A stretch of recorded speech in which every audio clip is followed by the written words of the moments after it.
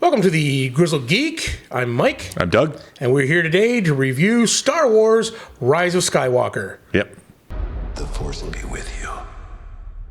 Always.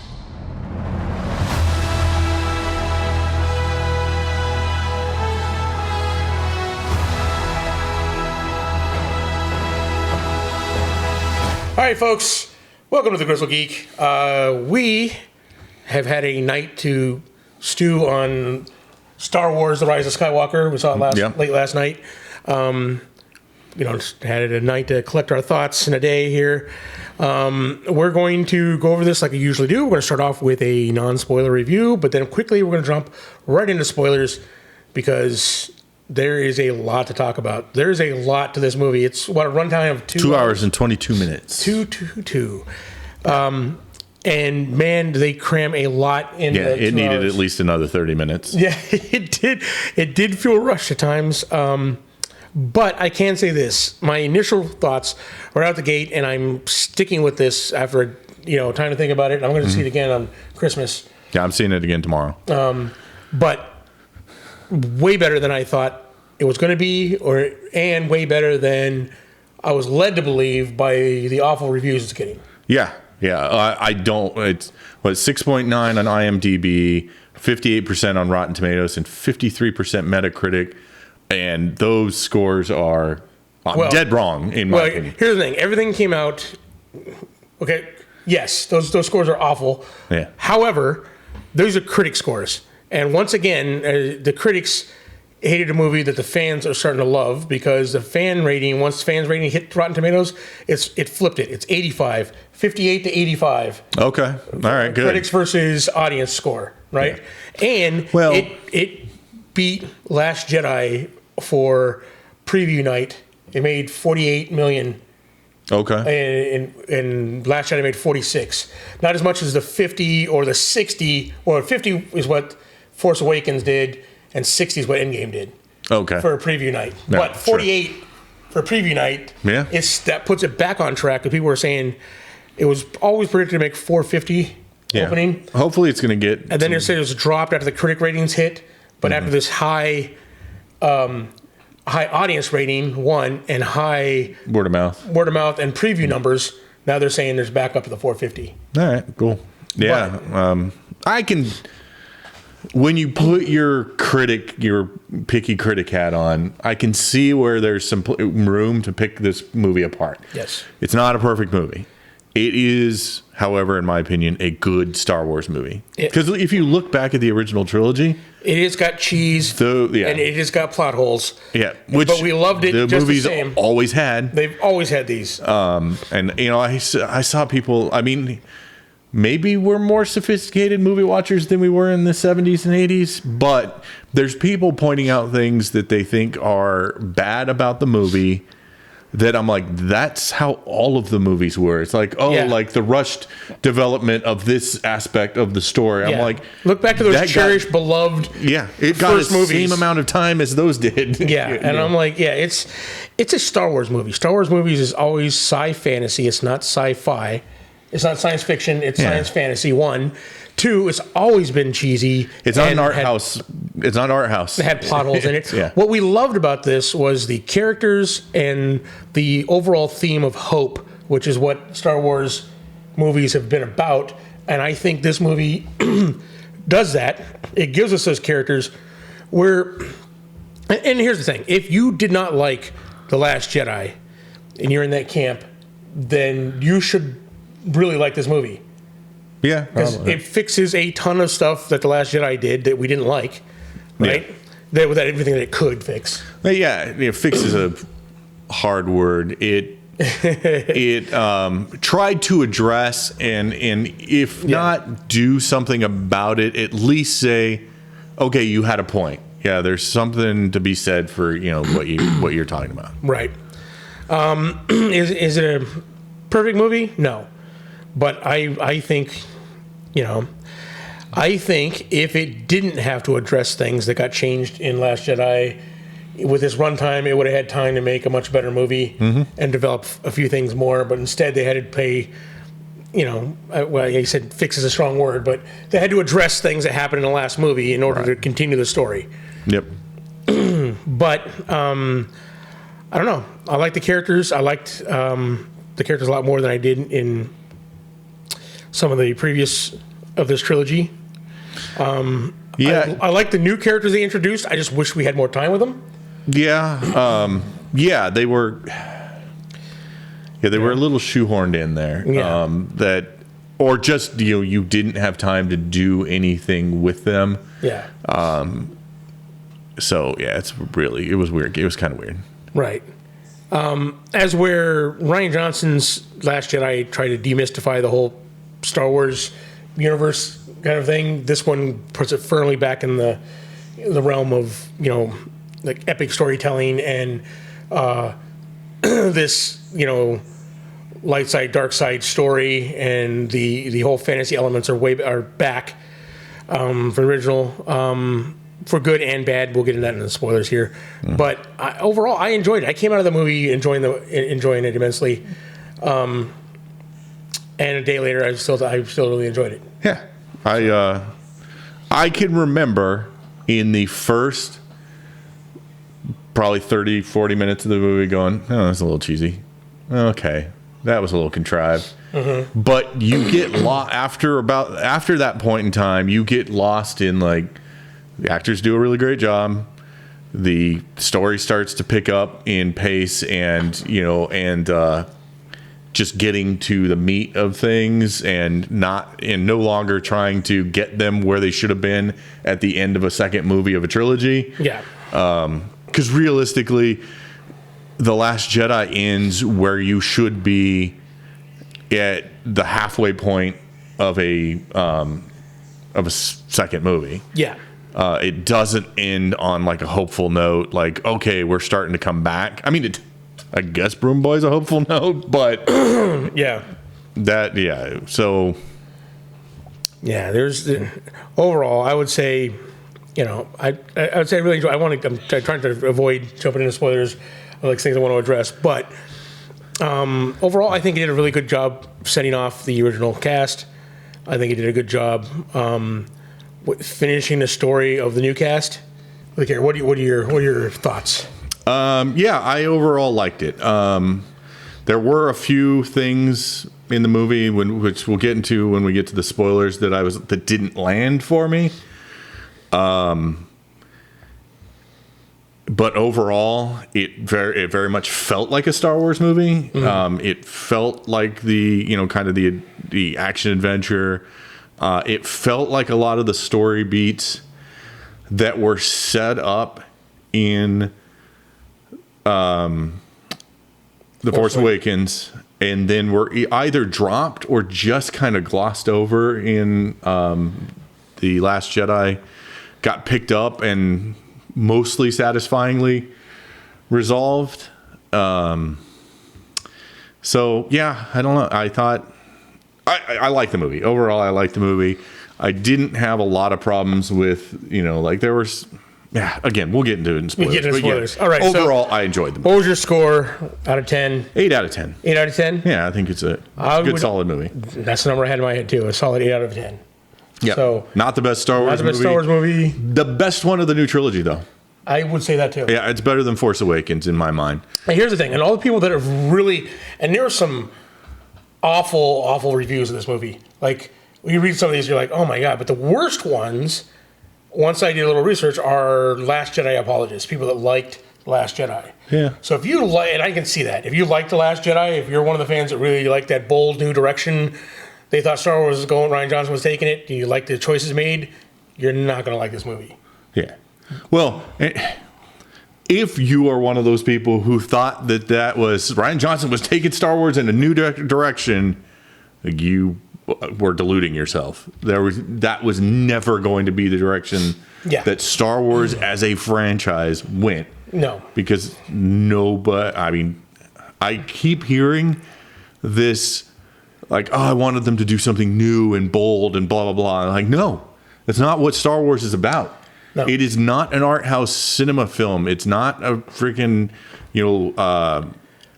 It's an action adventure romp. It's not supposed to change it too much. It doesn't feel like Star Wars. Yeah, it's not to break new ground. It is to live in that universe that everybody has come to love over 40 years. Why is The Mandalorian the most popular show on TV right now? Well, Baby Yoda. But besides Baby Yoda, it's because it feels like Star Wars. Yeah, definitely. And that's, you can't move away from that. That's why there's a reason why you love Star Wars. If you grew up with Star Wars, right? But anyway, now it's time. We're going to move on into spoilers so we can actually, talk about how we feel about the movie in a little more detail. So going forward, spoilers. If you have not seen it, there's a ton of surprises. And avoid the rest of the internet too till you see it. Yeah. It's all leaked out on there online, apparently. Yeah. First spoiler is the leaks that were going around months ahead of the movie are apparently all mostly correct. All mostly correct. Yeah, I mean, I think they were, in very many ways, they were very generalized. They didn't have all of the details down, but the general beats were definitely leaked, and everybody, they were accurate. So here's be aware of that. We're going to go down. We're going to start off. See, we're start off with things we don't like. Let's start off with how the movie starts off. The movie starts off with, right off the bat, Palpatine. This is the big one, right? Yeah. The big reveal. In the crawl, it tells you about, it's Palpatine. And I've seen a lot of complaints saying, like, well, where did he come from? What was he doing all this time? How did he survive? Well, none of these things get answered. Yeah, they don't get answered. But a ton of stuff does get answered, right? I mean, he survived, and he's decrepit, and he's messed up. He's essentially a zombie. Yeah, essentially he's an animated corpse that's hooked up to Sith alchemical machinery to keep him animated. Yeah. And you see right from the very beginning, everyone's like, one of the biggest complaints is Snoke. We never learned how Snoke rose to power, where he came from, who he is. He's a clone. As you see right in the beginning, vats of Snoke clones. Snoke parts. Yeah, Snoke parts. Clones. Like right from the very beginning, and the Emperor pretty much, he literally said he made him. I made him, and and I've been all the voices in your head from the very beginning. Vader, Snoke, everybody. He's been manipulating him from the very beginning. So right off the bat, Palpatine, major player and a major part of the story, major part of Kylo Ren's story, major part of Rey's story. Mm-hmm. It's and he's a great villain, right? Yeah. I mean, if you're gonna bring him back, which I was kind of like, why didn't he? He should be dead. I was in that camp initially, but I kind of like the choice. I have a feeling, and now they said from the very beginning that no, they didn't have to change any storylines because of what Rian Johnson did, and everything's going according to plan, and Emperor's always been. I'm going to call bullshit on that right now. Yeah. I do not believe that for an instant. I think this was, wow, they killed off Snoke, which we had this big plan for. Because all of the extended material that is canon has been pointed at this idea that the Emperor was aware of some sort of great power out in the unknown regions, that he was drawn to it, and that it was always implied that somehow was related to Snoke. Yeah.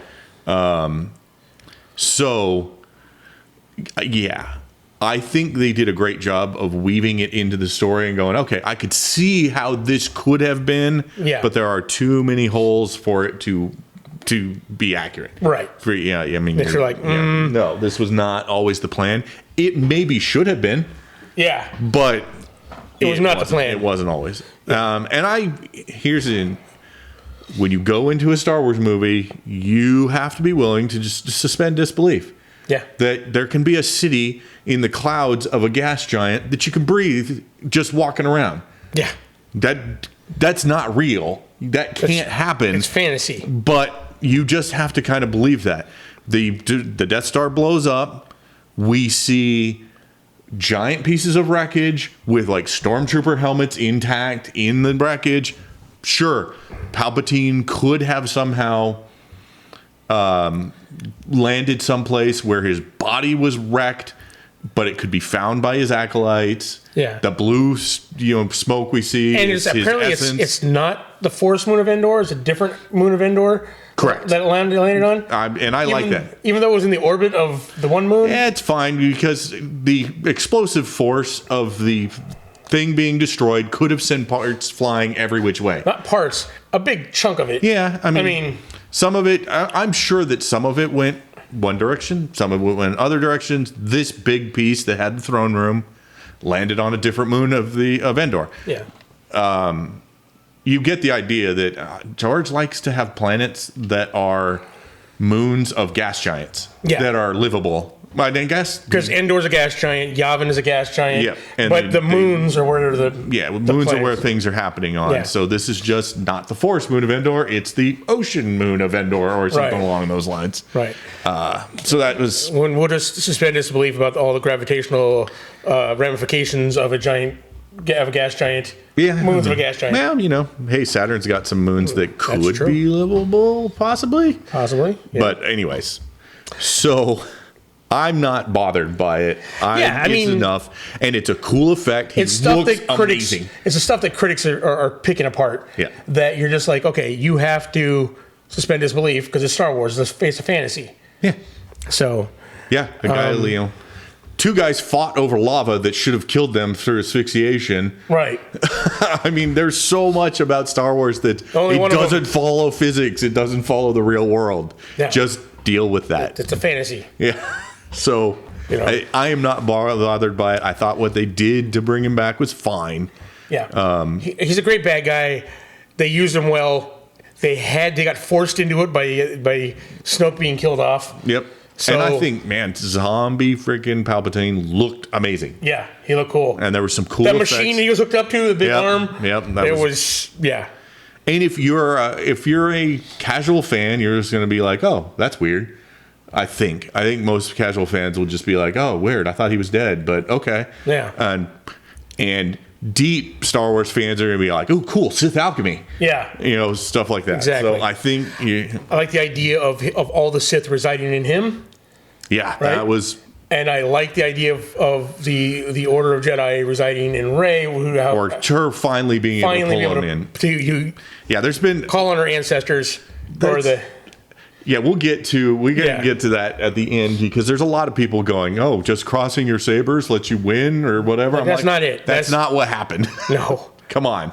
You were channeling the power of the Jedi. Of all the Jedi. Against all the Sith. Yeah. And by the way, like Mace Windu reflected his lightning back on him with just one lightsaber. Yep. So I'm just throwing that out there. Yeah. So, let's try and there's a precedent set somewhere in order here. So there's a precedent set for some of the stuff they did here. Yeah, okay. So I will say, all right, look, let's start off with some of the things we didn't like. We're not going to go plot point by plot point through the whole thing. One thing for me, is a lot of, we mentioned, a lot of it felt very rushed. Yeah. Again, there was a big, MacGuffin hunt. You go here to, go to X to Y to Z. Right, yeah. Pretty quickly, but I did like the fact that we got a lot more. Because of that, we got a lot more of Poe Dameron and Finn.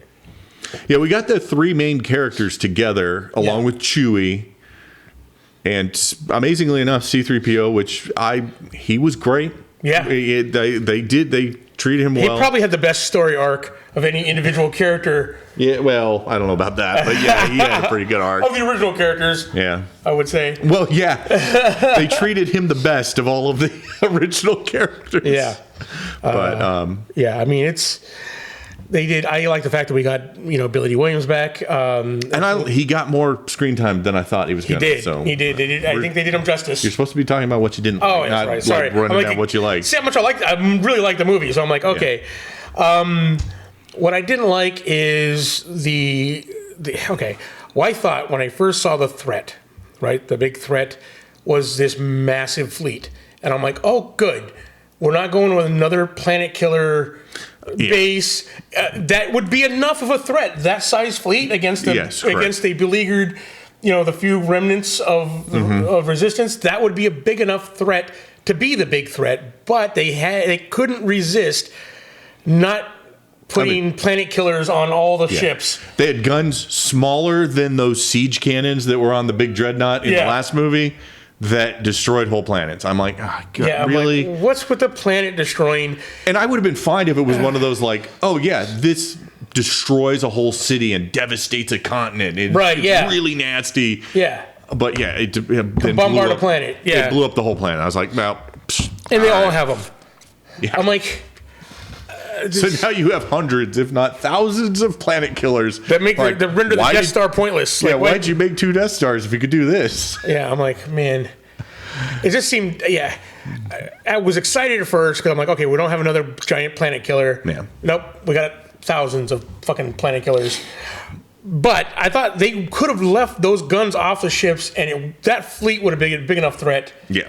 You know, for them to be that desperate to go for that last mission. Yeah. Right? True. I mean, the fact that they had to get there. Yeah, that was and one stop them from leaving. Like, I liked that plan because it wasn't like, oh, we need to go destroy these ships. It was like, all right, we need to go try and destroy their ability to get out of where they're at. Right? We need to stop them. I mean, it was always like, okay, once they can't leave, then they're vulnerable because they can't put up their shields. They're in atmosphere, blah, blah, blah. But they always need the reinforcements to do that. Yeah. Yeah. So it was like, okay. Which is the other thing I thought was, that was a hell of a lot of reinforcements for people that didn't, like how like Lando magically like get all these people together, especially when they didn't come when they were called before, and now it was like, oh, it's Lando and Chewie. Oh, okay, we'll go now. You know what I mean? I understand the whole plot point was fine with him going to get reinforcements, but he brought back like everybody and their grandma and anybody who had a ship, basically. Yeah. I was like, holy. I did like the fact that he had the ghost from Rebels. Yeah. In that, and you actually got to see it in a couple shots. And you got freaking Wedge. You got Wedge returning. I mean, Wedge Antilles. Although he was a gunner for somebody. Yeah, he wasn't flying. I'm like, what are you doing? Maybe his reflexes aren't as. Maybe. He's an old man now. Well, and there was I think it was a comic about them going to get him to come back. Him and Nora Wexley. Yeah. So. Wedge has done his bit for King and Country. He led, but yeah, so I agree. I mean, I thought, well, I don't know. I liked that moment. I was willing to go, all right, maybe people are desperate enough now that they realize, oh crap, we've got to do something. Yeah. So. And I guess the argument can be made blowing up that planet was what, got them, the threat. But they still could have bombarded that planet. They could have showed how powerful they were and wrecked the planet without blowing it up. You know what I mean? Maybe like Rogue One level Death Star power. You know what I mean? Yeah. Yeah, that was good. Yeah. But still, I mean, I didn't like, I don't know, what's something that you weren't a fan of? Didn't like about it? I wasn't a fan of the blast our way through the Star Destroyer to rescue Chewie plot point, where it kind of mirrored them in Star Wars, but they snuck around. Yeah, they just come out of they shoot 2 stormtroopers, leave them lying on the deck. Well, not 2 stormtroopers, 2 stormtroopers at the bottom, and then everybody else in there. In the hangar. Like instantly. And after spending the first part of the movie shooting randomly at these guys on motorcycles and freaking jetpacks and can't hit the broadside of a barn. Yeah.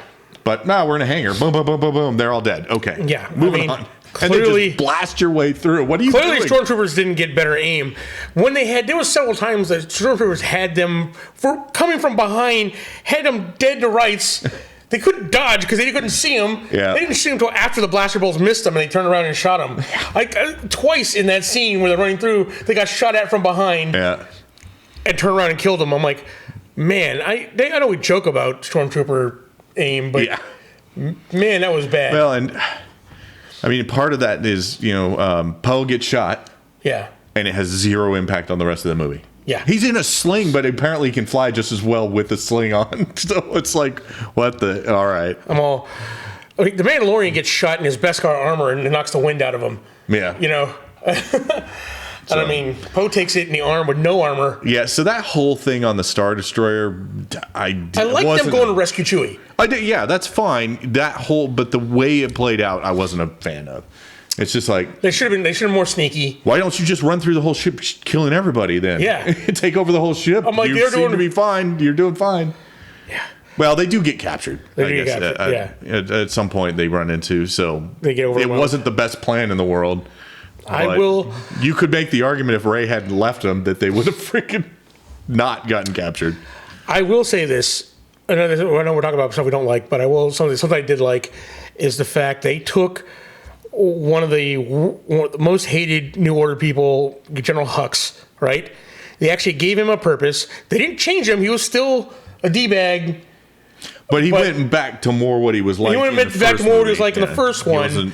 And then they replaced him with someone who is truly scary from the First Order. Richard E. Grant played that new general who was loyal to Palpatine from the very beginning. And he was actually a fearsome general in the vein of like Tarkin and stuff like that. And they did a great job of luring you into believing he might have been the spy. Yeah. And then pulling the fast one on you and going, nope, it was Hux the whole time. Yeah. He was the spy. Hux was a spy. And but yeah, I like that they brought that finally a New Order officer that was actually threatening. Yeah, I mean, I'd make the argument that the guy who was the captain of the Dreadnought could have been. He could have been, yeah. But I mean, he didn't last long enough for that. Phasma was a disappointment. Hux was a disappointment. Yeah. I mean, Kylo Ren, you could actually see that guy standing up to Kylo Ren. Yeah. Well, Kylo was much better in this movie. He was. He actually was. Again, we're veering away from our talking about. There's much more stuff we liked about this movie than we disliked. He was actually felt like a real menace. Yeah. He felt like he was truly conflicted. And that, you could.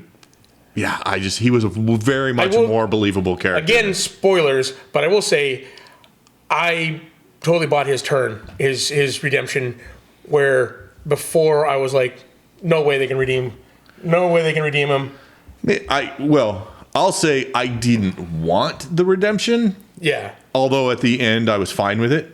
The way it was. He had to sacrifice himself. There's no way he was going to go back and join the good guys at the end and be all taken in. He was, never going to happen. The same thing as Darth Vader he had done too much to ever go back to, if he had survived that, he'd have had to go into exile. Yeah. Because people would be hunting him down and, you killed millions of people, so. Exactly. Yeah.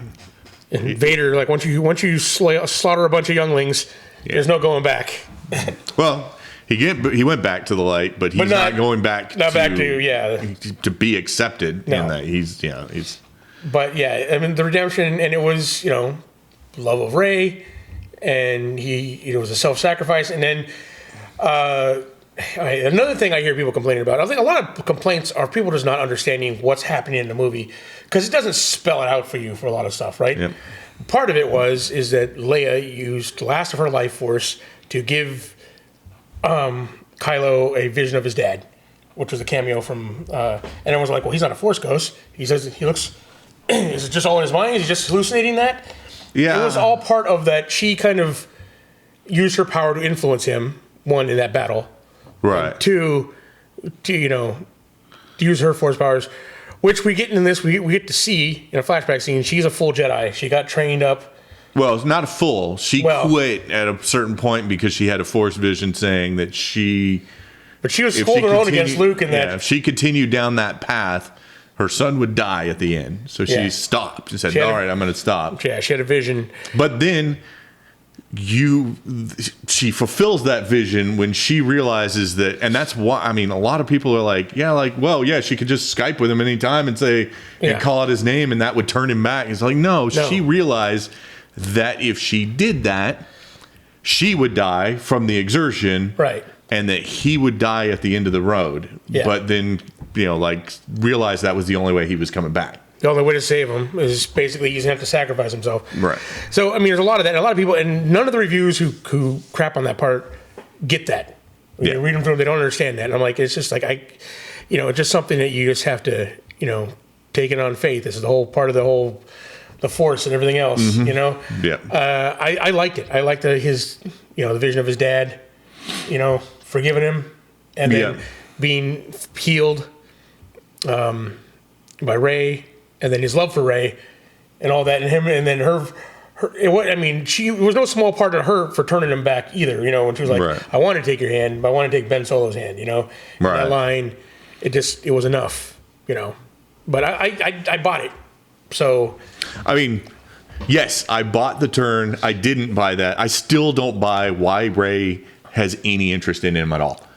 It's this see him without his shirt on? This dude captured you, tortured you, killed his father, who you were starting to see as your father, in front of you, and then you get a mind connection, and suddenly you want to turn him back to the light side, and I don't know, man. Got a thing for him. I'm just like, that's called Stockholm Syndrome. True.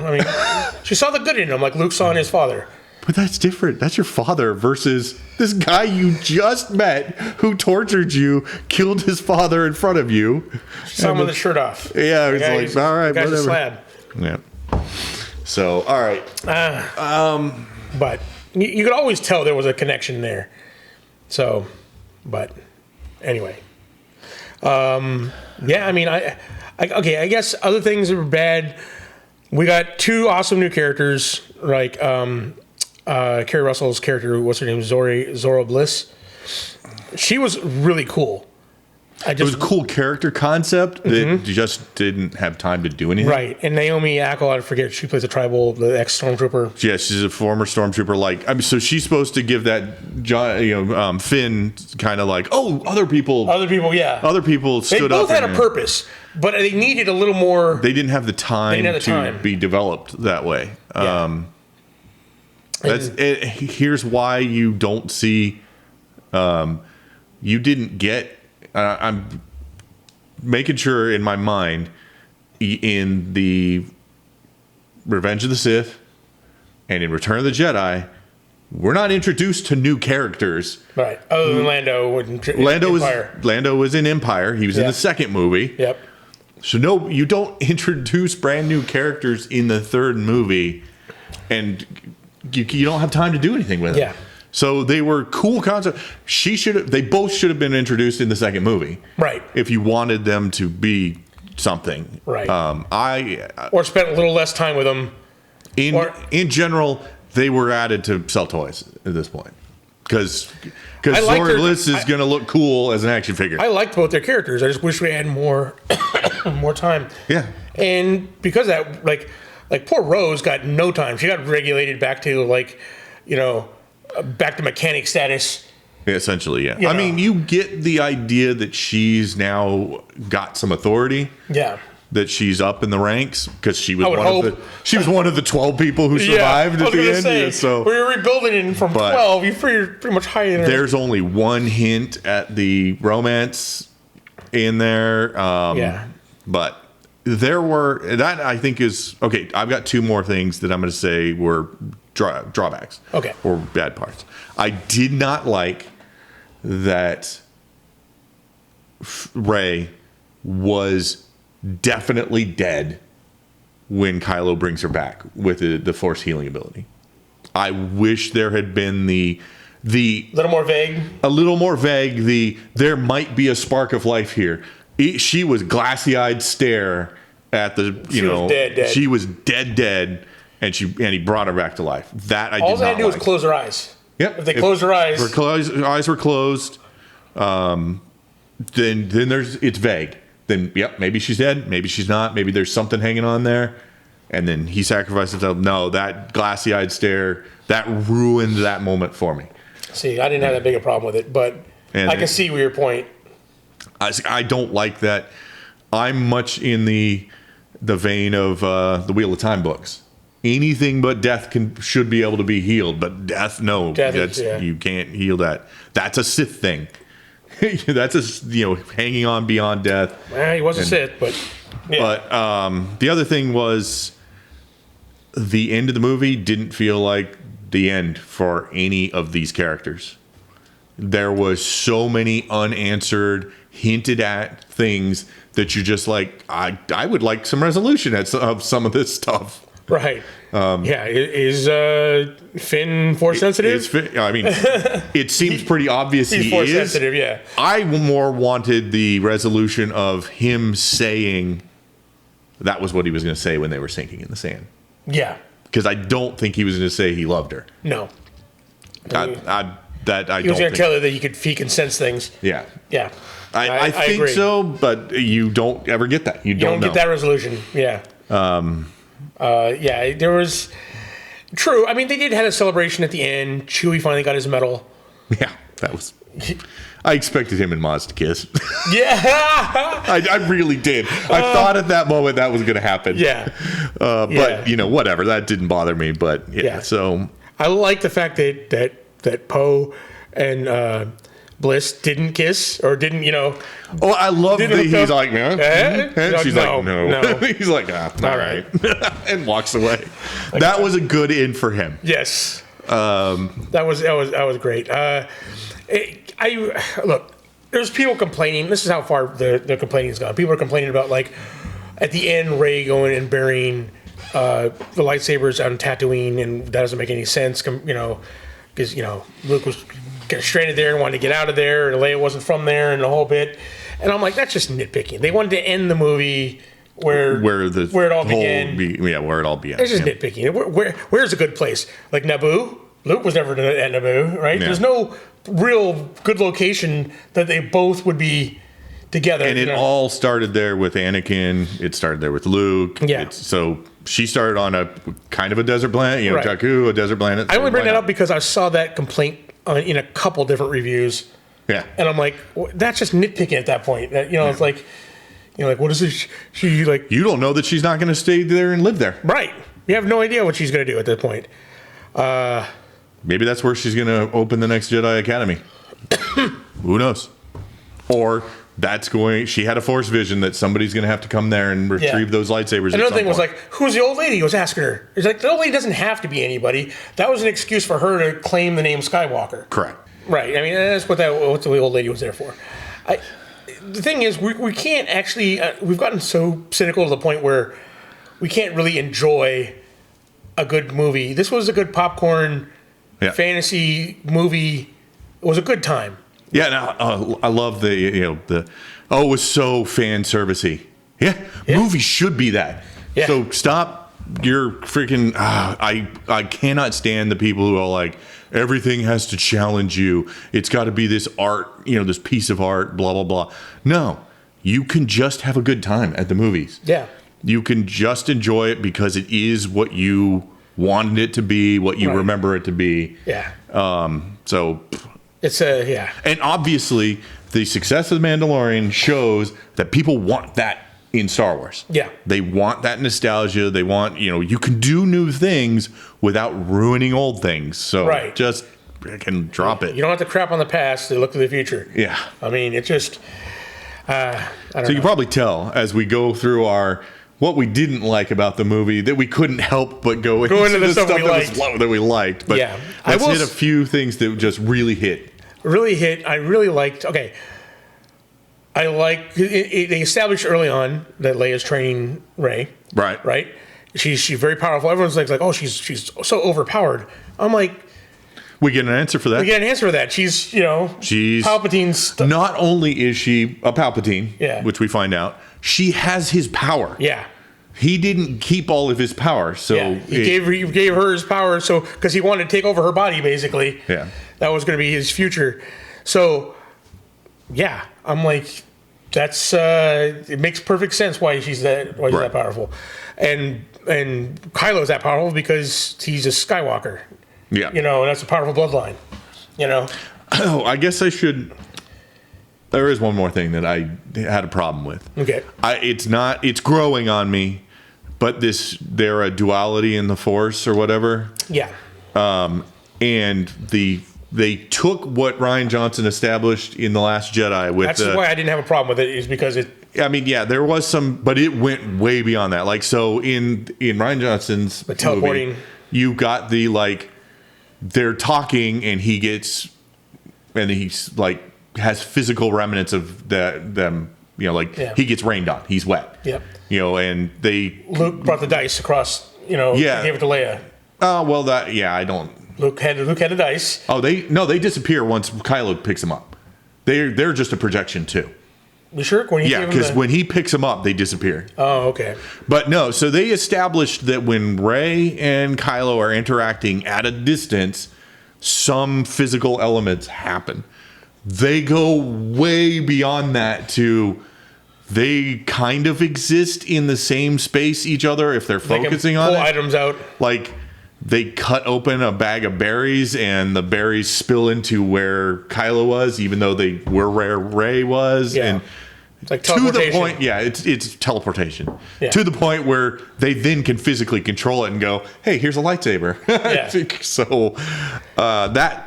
I didn't mind that as much, only because it was established earlier on. I just think they went a little bit too far. They took it a little far.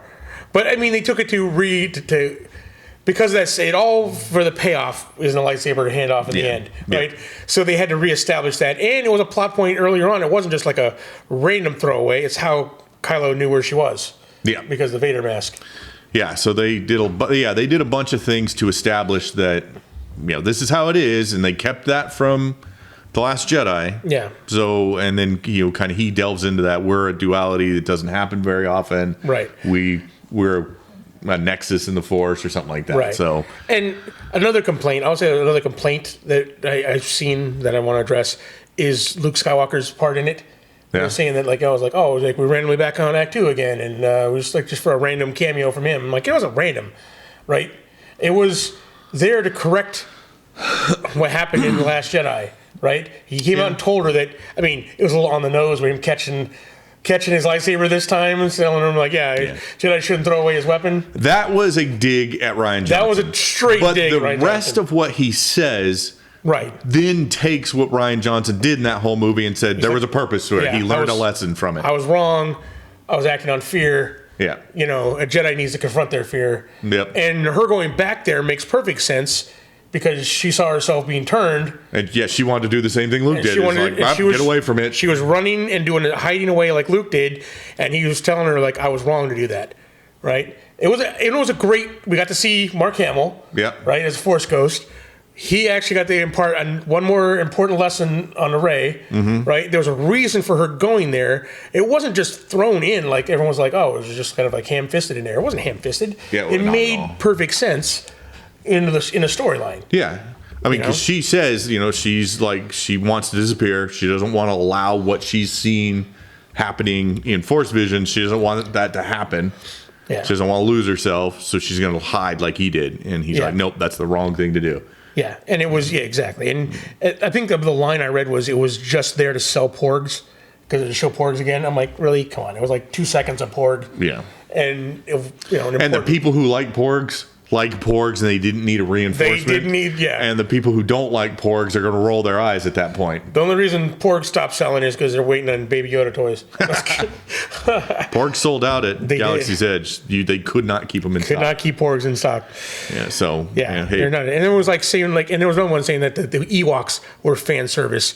Yes, but it was an important fan service because it wasn't just any Ewok. It was Wicket at the end there, right? So it was the Ewok we know. And yes, but there's precedent in this. It's an homage to Return of the Jedi. Yeah. When Lucas added in all of the extra celebrations from the fall of the Death Star, you essentially got the same thing. You see that they're not just fighting there. People are fighting everywhere against the First Order. They've answered the call and they're striking back. Yeah. So I didn't mind that at all. And why was he?